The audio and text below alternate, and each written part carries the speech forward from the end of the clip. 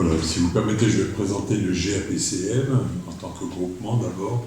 Donc le GAPCM signifie Groupement des aquaculteurs et pêcheurs de crevettes de Madagascar. C'est un groupement qui a 23 années d'existence maintenant et qui regroupe l'ensemble de la profession, c'est-à-dire toute l'industrie crevettière, aussi bien au niveau de la pêche crevettière qu'au niveau de l'aquaculture crevettière. Le groupement a été créé pour défendre la profession, pour la représenter bien sûr vis-à-vis des autorités, et globalement, au point de vue orientation générale du groupement, nous cherchons à assurer une exploitation crevettière qui soit raisonnée, raisonnable et qui soit durable. C'est-à-dire que nous avons, au long de toutes ces années, et avec la collaboration de nos membres, motivé l'ensemble des participations au GAPCM pour faire la meilleure crevette possible et dans les meilleures conditions possibles, et dans tous les cas de bien représenter la crevette de Madagascar à l'extérieur. Voilà.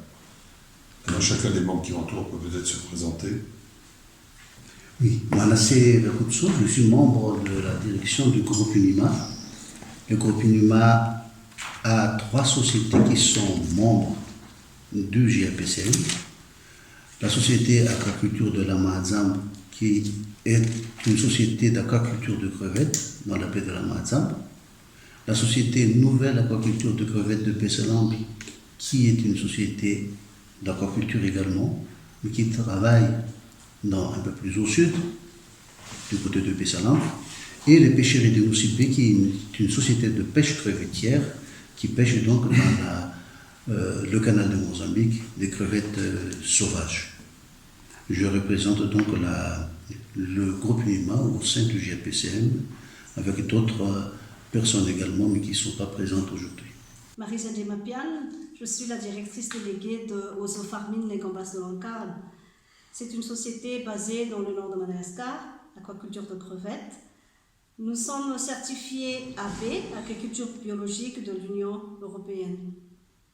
Bonjour, Eric Douret, je suis le directeur général délégué du groupe Réfugiés Pêche Madagascar. Le groupe Réfugiés Pêche Madagascar englobe plusieurs sociétés. La première historique, c'est une société, la SMEF, qui est spécialisée dans le froid et la climatisation, mais très vite le groupe s'est diversifié dans la pêche. Donc nous avons Réfugiés Pêche Ouest à Majinga avec 10 bateaux de pêche chalut de pêche crevettière, une société de pêche de poissons de fond et de collecte à Munda, et une société Réfugiés Pêche Est à Tamatave qui a également 3 bateaux de pêche crevettière, mais est également impliquée dans la pêche de poissons de fond et de poissons pélagiques. J'ajoute que nous sommes les leaders de la distribution de poissons à Madagascar à travers une régie de près de 40 poissonneries, la société Sophomer. Je peux vous citer l'ensemble des membres du GAPCM qui font partie de notre association, de notre groupement. Il y a donc les sociétés Crusta Pêche, la société Réfugiés Pêche Ouest, les pêcheries de Nocibé qui ont été citées, la Sogedi Proma, Réfugiés Pêche Est, Soma Pêche, Sopemo. Ça en ce qui concerne la pêche. Et pour ce qui est les pêche export. En ce qui concerne la division aquaculture, vous avez l'Aqualma, l'aquaculture de Majan, Aquamas et Ozo Farming et NACB, Nouvelle Aquaculture de crevettes de Pesselambi. Pourquoi avez-vous déposé cette marque? Nous avons résolu de déposer une marque collective donc, qui représenterait l'ensemble des productions des membres du GAPCM, avec l'objectif de défendre une origine, c'est-à-dire que aujourd'hui la crevette de Madagascar est quand même considérée comme l'une des meilleures crevettes au monde. La crevette de Madagascar est une référence, bien qu'elle ne représente qu'à peine 1% de la production mondiale.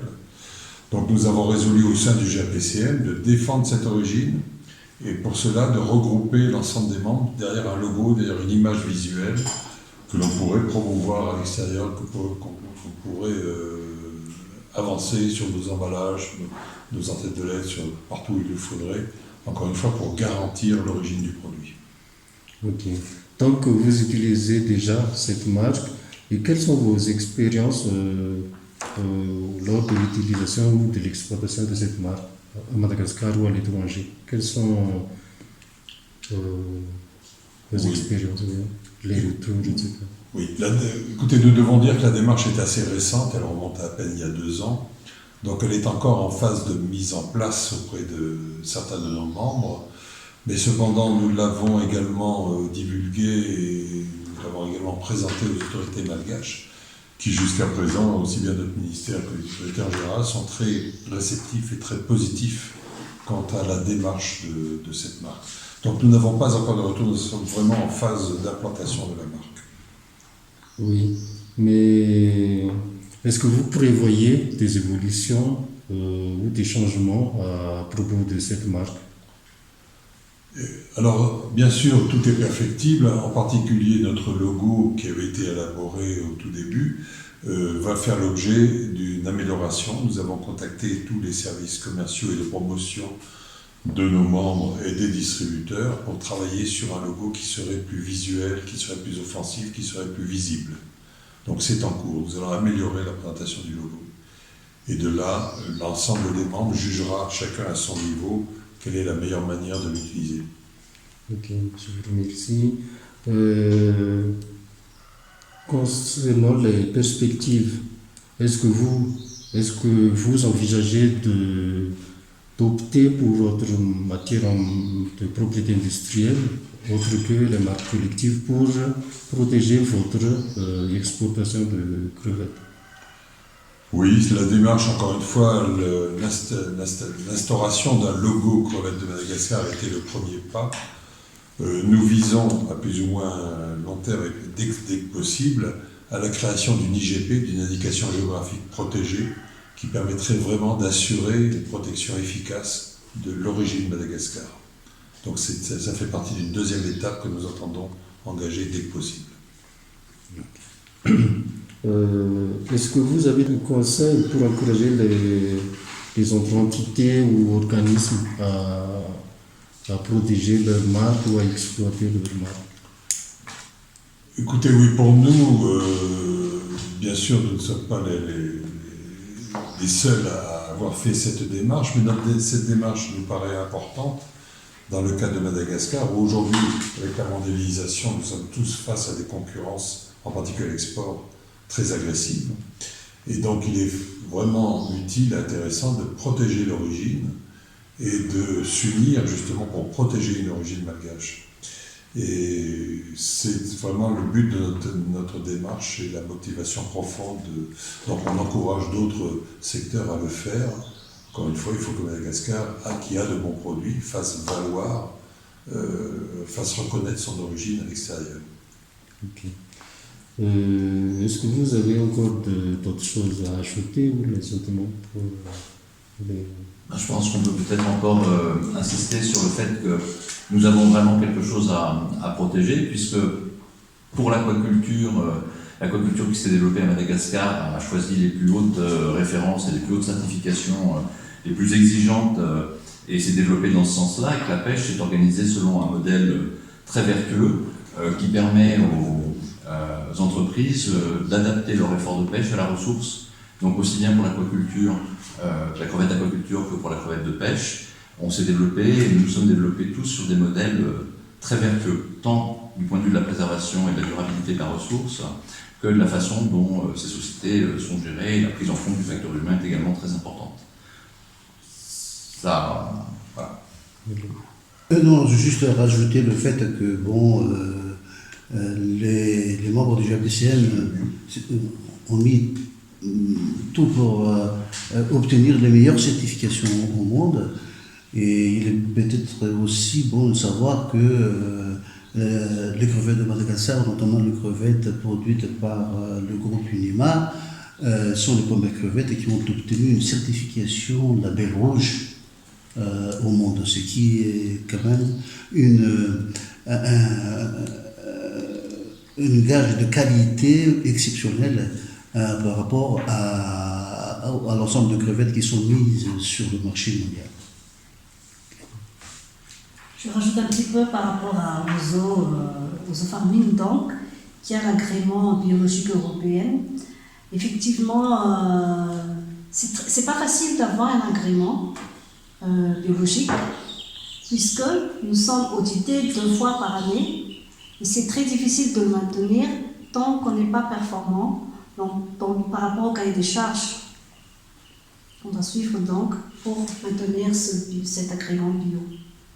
Je rajoute un petit peu par rapport à ce que j'ai dit.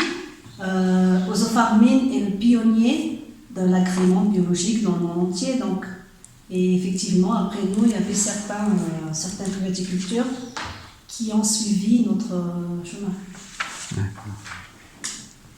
C'est pour dire que Osofarmine, bien pionnier, ne suis pas la seule aujourd'hui à avoir cet agrément. Ouais, c'est ça. Parce que ne serait-ce que le groupe UNIMA également a obtenu aussi l'agrément biologique aussi, de l'Union européenne.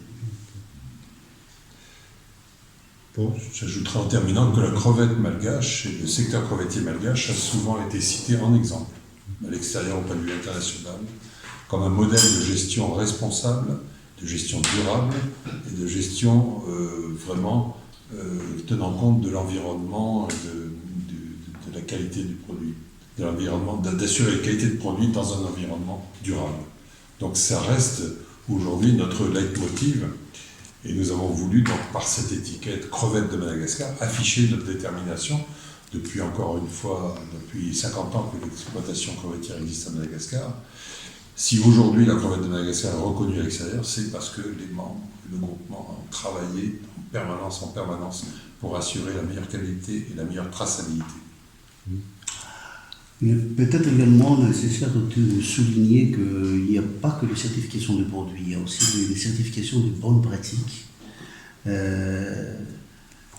Pour dire que la société aquaculture de crevettes de la Mazambe est la première société d'aquaculture en Afrique à avoir obtenu une certification de ce qu'on appelle ASC, Aquaculture Stewardship Council, qui est une certification attestant que